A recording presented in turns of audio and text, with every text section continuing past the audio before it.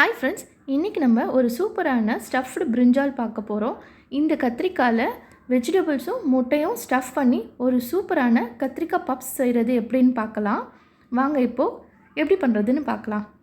ஒரு கடாயை எடுத்துக்கோங்க. அதில் தேவையான அளவு எண்ணெய் ஊற்றிக்கோங்க. 1 டேபிள் ஸ்பூன் சோம்பு போட்டுட்டு கொஞ்சமாக கருவேப்பிலை சேர்த்துக்கோங்க.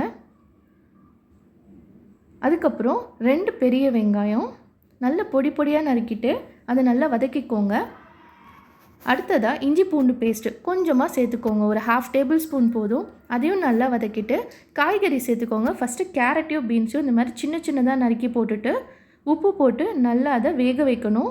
உருளைக்கிழங்கும் சேர்த்துருக்கேன், ஆனால் இப்போது அதை நம்ம சேர்க்கக்கூடாது. அதை வேக வச்சு எடுத்து வச்சுக்கணும் தனியாக.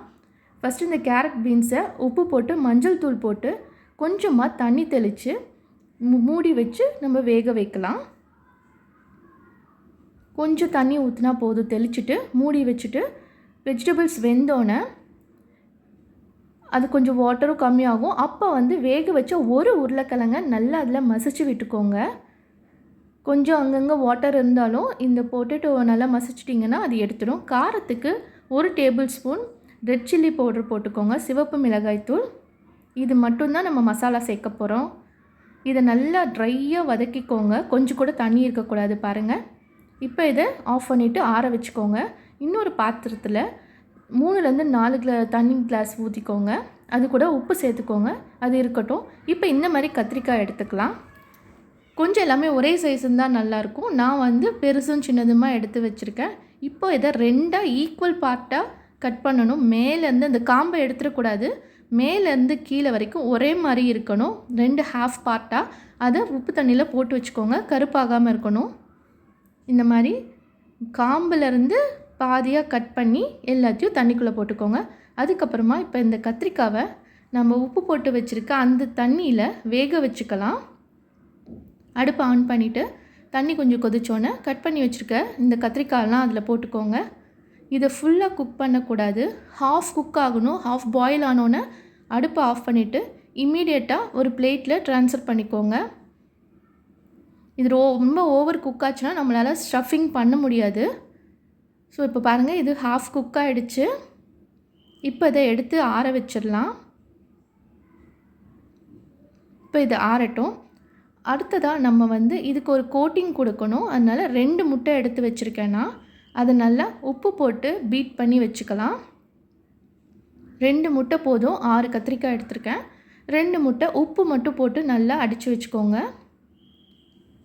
இப்போ நம்ம கத்திரிக்காய் நல்லா ஆறிடுச்சு. இப்போ நம்ம அதுக்குள்ளே இருக்க விதைங்களை மட்டும் தனியாக எடுத்துடலாம். அந்த சீட்ஸ் எல்லாம் மட்டும் பாருங்கள், இந்த மாதிரி ஸ்பூன் வச்சு மெதுவாக அந்த அவுட்டர் தோல் பிஞ்சிராமல் எடுக்கணும். ஸோ கொஞ்சம் மெதுவாக எடுத்துடலாம் அதெல்லாம். இப்போ அந்த சீட்ஸ்லாம் தனியாக வந்துடும். உங்களுக்கு இந்த ஸ்டஃபிங் பண்ணுற மாதிரி அந்த கத்திரிக்காய் கொஞ்சம் நல்லா குழியாக இருக்கும் பாருங்கள். அந்த வெளி தோல் பிஞ்சிடக்கூடாது. இந்த மாதிரி எல்லாத்தையும் எடுத்து வச்சுக்கலாம். உங்களுக்கு அந்த சீட்ஸோட அந்த சதையும் கொஞ்சம் வேஸ்ட் ஆகுதுன்னு நினச்சிங்கன்னா கொஞ்சமாக உப்பு மிளகாத்தூள் போட்டு லைட்டாக வதக்கி எடுத்தால் நம்ம மசாலா போட்டு சாப்பிட்டுக்கலாம். இப்போ நம்ம இதை ஸ்டஃப் பண்ணிடலாம். நம்ம கேரட் பீன்ஸ் எடுத்து வச்சுருக்கோம்ல, உருளைக்கிழங்குலாம் போட்டு அந்த மசாலாவை இப்போ இந்த கத்திரிக்காயில் நல்லா வச்சு அமுக்கி ஸ்டஃப் பண்ணிக்கோங்க. இப்படி ஒன்று ஒன்றா எடுத்து எல்லாத்தையுமே ஸ்டஃப் பண்ணிவிட்டு நீங்கள் டீப் ஃப்ரை பண்ணலாம், இல்லை ஒரு பேனில் வச்சு ஷாலோ ஃப்ரை பண்ணலாம். நான் இன்றைக்கி ஷாலோ ஃப்ரை பண்ணி காட்டுறேன் பாருங்கள். இந்த மாதிரி எல்லாத்துலேயுமே ஸ்டஃப் பண்ணி எடுத்து வச்சுக்கலாம். ஓவராக ஸ்டஃப் பண்ணாமல் அந்த அளவுக்கு ஏற்ற மாதிரி கொஞ்சமாக வைங்க. இப்போ ஒரு பேன் எடுத்துக்கோங்க. அதில் எண்ணெய் ஊற்றிக்கோங்க. ஒவ்வொரு கத்திரிக்காவாக வச்சுட்டு நம்ம பீட் பண்ணி வச்சுருக்க முட்டையை 1-2 ஸ்பூன் போல் அது மேலே நல்லா ஊற்றி தடவி விட்டுருங்க. அது ஒரு கோட்டிங் தான்.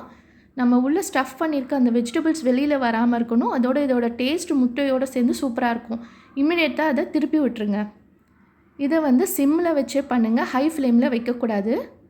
இப்போ இதெல்லாம் நல்லா குக் ஆகும். அந்த பொரிஞ்சு வரதெல்லாம் ஓரளவுக்கு ஸ்லோவாகும் இந்த பொரியறதெல்லாம். அப்போனா இது குக் ஆகிடுச்சின்னு அர்த்தம். ஓவர் குக் பண்ணிடக்கூடாது. இப்போ திருப்பி விட்டுட்டு பேக் சைடு கொஞ்சம் நல்லா குக் ஆகிற வரைக்கும் வெயிட் பண்ணலாம். இப்போ இது குக் ஆனோன்னே ஒரு பிளேட்டில் எடுத்து வச்சிடலாம். இந்த மாதிரி நீங்கள் பண்ணி வச்சுருக்க எல்லா ஸ்டஃபிங்குமே இந்த மாதிரி ஷாலோ ஃப்ரை பண்ணி எடுத்து வச்சுக்கோங்க. இது ரொம்ப ரொம்ப டேஸ்ட்டாக இருக்கும். ஹெல்த்தியும் கூட. எல்லோரும் விரும்பி சாப்பிடுவாங்க. இதுக்கு கொஞ்சம் ஆயில் எக்ஸ்ட்ராவாக தான் ஆகும். ஏன்னா கத்திரிக்காய்ன்ற போது நம்ம குக் பண்ணும்போது அந்த ஆயில் அதில் இருக்க தான் செய்யும். பட் எப்பயாவது நம்ம இதை செஞ்சு சாப்பிட்லாம். இது கிட்ஸுக்கு ரொம்ப பிடிக்கும். பெரியவங்க கூட விரும்பி சாப்பிடுவாங்க. கொஞ்சம் இது எக்ஸ்ட்ரா வேலை தான். பட் ஒரு டைம் நீங்கள் ட்ரை பண்ணிங்கன்னா கண்டிப்பாக அடிக்கடி இதே செய்வீங்க. நீங்களும் ட்ரை பண்ணி பாருங்கள். உங்களுக்கு இது பிடிச்சிருந்தா சப்ஸ்கிரைப் பண்ணுங்கள், லைக் பண்ணுங்கள். Thank you.